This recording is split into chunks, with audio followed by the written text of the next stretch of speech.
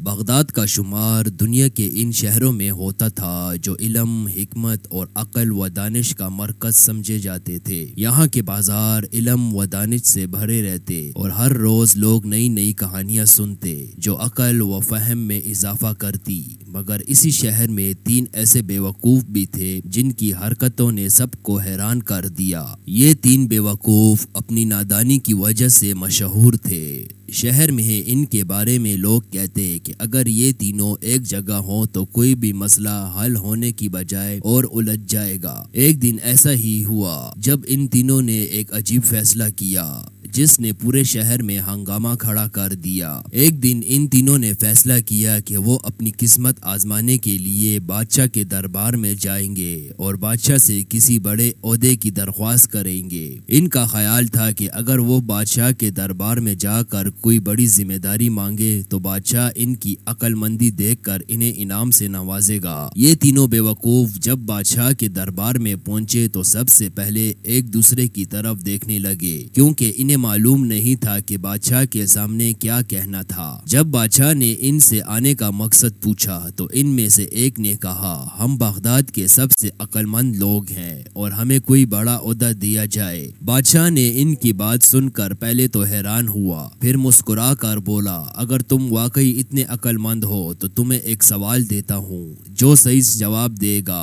وہ میرا مشیر بن جائے گا۔ تینوں بیوقوف ایک دوسرے کی طرف دیکھنے لگے کیونکہ انہوں نے کبھی کسی مشکل سوال کا جواب نہیں دیا تھا۔ بادشاہ نے پہلا سوال کیا، اگر ایک کشتی میں 5 آدمی ہیں اور وہ دریا کے بیچ میں رک جائے تو تم اسے کیسے کنارے تک لے جاؤ گے؟ پہلا بیوقوف بولا، ہم دریا سے پانی نکال دیں گے تاکہ کشتی کنارے پر خود پہنچ جائے۔ بادشاہ یہ سن کر ہنسنے لگا۔ بادشاہ نے دوسرا سوال پوچھا، اگر تمہارے پاس ایک خالی تھیلی ہو اور تمہیں اس میں ہوا بھرنی ہو تو تم کیا کرو گے؟ دوسرا بیوقوف بولا، ہم تھیلی کے منہ کو کھول کر اس سے زور سے ہلائیں گے تاکہ ہوا خود بخود اندر چلی جائے۔ یہ سن کر دربار میں موجودہ لوگ سب ہنسنے لگے۔ بادشاہ نے تیسرا سوال پوچھا، اگر تمہارے پاس ایک چراغ ہو اور تمہیں اس کی روشنی بغیر جلائے بڑھانی ہو تو تم کیا کرو گے؟ تیسرا بیوقوف خوش ہو کر بولا، ہم چراغ کے سامنے ایک آئینہ رکھ دیں گے تاکہ روشنی دگنی ہو جائے۔ بادشاہ نے سوچا کہ ان لوگوں کی نادانی کی کوئی حد نہیں۔ جب بادشاہ نے ان تینوں کے جوابات سنے تو وہ اپنی منصت سے کھڑا ہو گیا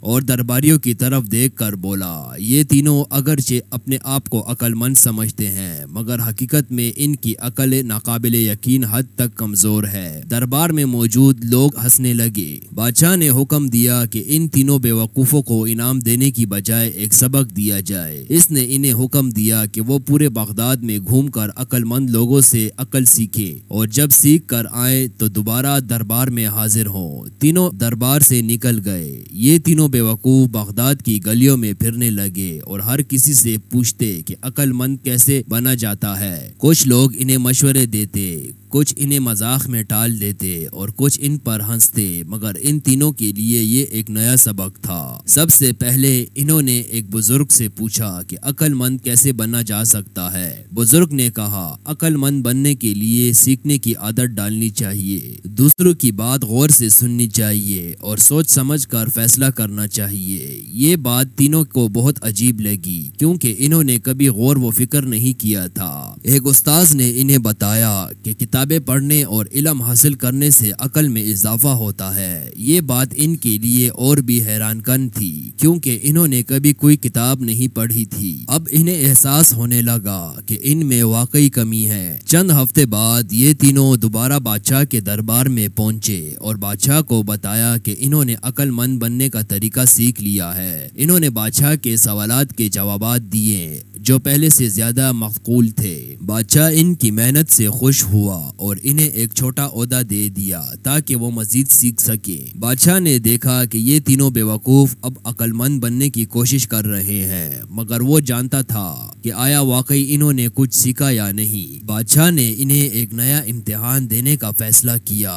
اس بار بادشاہ نے کہا، میں تمہیں 3 مشکل کام دوں گا، اگر تم انہیں پورا کر سکو تو تمہیں عقل مند مان لیا جائے گا۔ تینوں بیوقوف اب تھوڑے پریشان ہونے لگے مگر انہوں نے چیلنج قبول کر لیا۔ بادشاہ نے انہیں حکم دیا کہ وہ اس کا کھویا ہوا ہاتھی ڈھونڈ کر لائے جو شہر سے کہیں گم ہو گیا تھا۔ تینوں بیوقوف سوچنے لگے کہ ہاتھی کو کیسے ڈھونڈا جائے۔ پہلے بیوقوف نے کہا ہم دریا میں جا کر دیکھتے ہیں، شاید ہاتھی وہاں تیر رہا ہو۔ دوسرے بیوقوف نے کہا ہم بادشاہ کے استبل میں جا کر دیکھتے ہیں، شاید وہی ہو۔ تیسرے نے کہا ہم شہر کے تمام لوگوں سے پوچھتے ہیں، شاید کسی نے ہاتھی دیکھا ہو۔ آخرکار انہوں نے مل کر لوگوں سے پوچھا اور ایک تاجر نے انہیں بتایا کہ ہاتھی شہر کے باہر موجود جنگل میں دیکھا گیا ہے۔ وہ وہاں گئے اور بادشاہ کا ہاتھی ڈھونڈ کر واپس لے آئے۔ بادشاہ نے اب دوسرا کام دیا، شہر کے سب سے نایاب اور خوبصورت پرندے کو پکڑ کر میرے دربار میں لاؤ۔ تینوں بیوقوف حیران رہ گئے کہ یہ کیسے ممکن ہوگا۔ پہلے بیوقوف نے کہا ہم بازار سے کوئی رنگین پرندہ خرید لیتے ہیں اور بادشاہ کو دے دیتے ہیں۔ دوسرے نے کہا ہم کسی عام پرندے کے پروں کو رنگ کر نایاب بنا سکتے ہیں۔ تیسرے نے کہا ہم سب سے پہلے سیکھتے ہیں کہ نایاب پرندہ کہاں پایا جاتا ہے۔ اس بار انہوں نے عقل سے کام لیا اور پرندہ پکڑنے کے لیے ایک چالاکی بھرا منصوبہ بنایا۔ آخرکار وہ بازار سے سب سے نایاب پرندے کو خرید کر بادشاہ کے دربار میں لے آئے، جس سے بادشاہ بہت خوش ہوا۔ اب بادشاہ نے انہیں تیسرا کام دیا،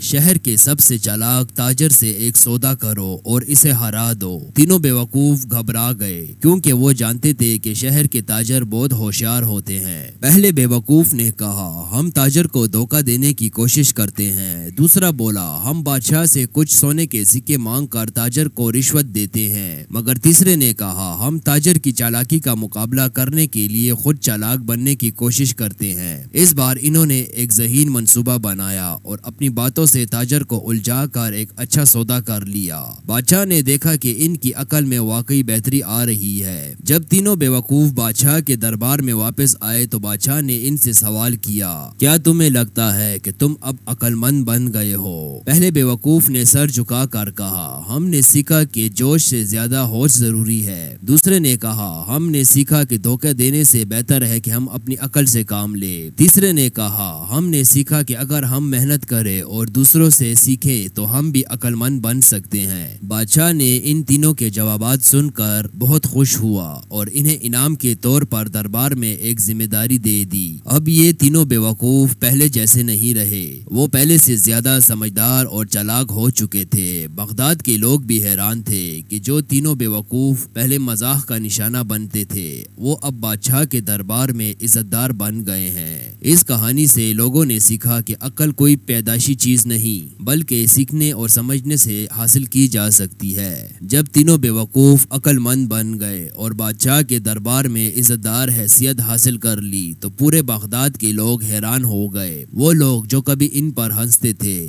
اب ان کی عزت کرنے لگے۔ کچھ لوگ حیرت سے سوال کرنے لگے کہ آخر ان تینوں میں ایسی کیا تبدیلی آئی جو انہیں بیوقوف سے عقل مند بنا گئی۔ ایک بزرگ نے کہا یہ تبدیلی محض اتفاق نہیں بلکہ سیکھنے اور محنت کرنے کا نتیجہ ہے۔ بادشاہ نے تینوں کو الگ الگ کام سونپا تاکہ وہ اپنی عقل کو مزید بہتر بنا سکے۔ پہلے کو بازار کی نگرانی کی ذمہ داری دی، دوسرے کو شہر کے معاملات دیکھنے کا کام ملا اور تیسرے کو علم و فروغ کے لیے استاذ بنا دیا گیا۔